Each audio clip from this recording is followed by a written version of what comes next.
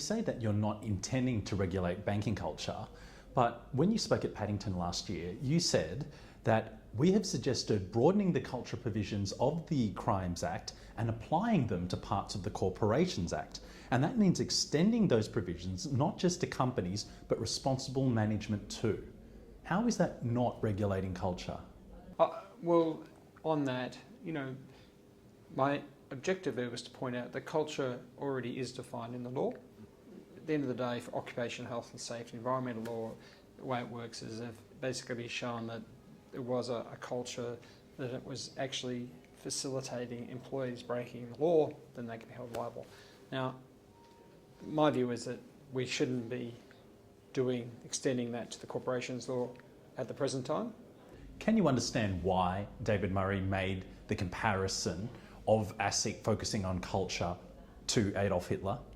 You cannot regulate culture, and I frankly think my comments have been somewhat verbalised on this issue about the law. I was simply pointing that out, that, as I said, first of all, change of law is a matter for government. Secondly, we are not recommending a change in the law. Thirdly, yes, that law, the culture provision does exist, and in the future somebody might think about changing it because of a loss of trust and confidence. But we are not there at the moment. We are not there, and hopefully we will never be there, because I don't believe that regulation is always the answer. Actually, frankly, again, a good culture should mean less regulation.